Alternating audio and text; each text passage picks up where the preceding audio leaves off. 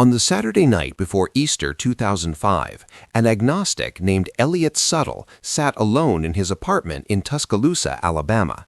He was playing computer games when suddenly he was overcome by an overwhelming need to be at church the next morning. This feeling came from nowhere, he later wrote. It was completely at odds with everything going on in my life at the time. Elliott hadn't always been agnostic. He grew up Methodist in a small North Carolina town, the kind of place where the Catholic Church was never mentioned. Even as a child, something troubled him. If two pastors preached different meanings from the same Bible passage, how could both be right? His confirmation was supposed to be a milestone. His grandfather gave him the same Bible he'd received decades before. But on Confirmation Sunday, Elliott woke with a violent stomach virus. His parents begged him to stay home. He went anyway, determined. He made it through most of the service before running to the bathroom mid-ceremony. That determination faded in college.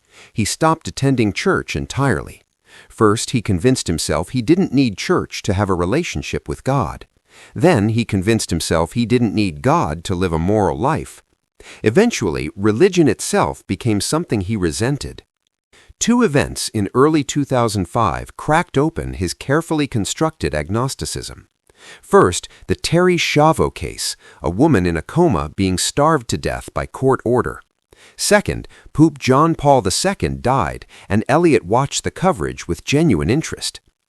Terry Schiavo died the Friday before Easter. Something was shifting. Then came that Saturday night compulsion. He looked up the local Catholic parish and noted the Mass time. Then, not wanting to commit, he decided he'd only go if he woke up naturally. He deliberately didn't set his alarm. The next morning, he woke at exactly 9:30. He walked into the church and sat near the back. As he waited for Mass to begin, he felt a presence, someone else in that building besides the congregation. Raised Methodist, he had no understanding of Catholic teaching on the Eucharist. When people filed forward for communion, he followed, mimicking what others did. When I received each one, it was almost like being struck by lightning, he said, an actual physical sensation of electricity.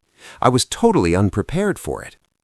After Mass, he found the deacon and poured out his story. The deacon listened and told him simply, God wanted him there. On October 9, 2005, Elliott Suttle was received into the Catholic Church. But his journey didn't end there. He later admitted he entered as a cafeteria Catholic, carrying Protestant assumptions. Through watching EWTN, reading the Church Fathers, and spending time with Benedictine monks who taught him the Liturgy of the Hours, he gradually embraced the fullness of Catholic teaching. For a time, he taught English in rural Japan, where Catholics make up 0.4% of the population. His closest parish was an hour away. Sunday Mass sometimes had 10 people. No choir, no ministry groups, no spiritual safety net. When he returned home, a conversation changed everything. Father Peter Shaw of St. Joseph Church in Bryson City urged him to consider seminary. Elliott's initial reaction was honest. That's great, Father, but I can't do that. I've got plans, which is the last thing you want to tell God.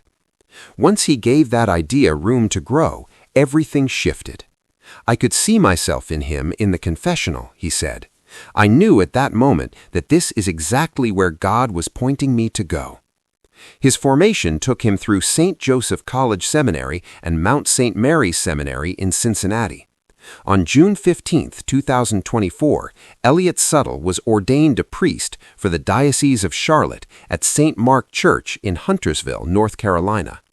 He was assigned as parochial vicar at Our Lady of Grace Parish in Greensboro.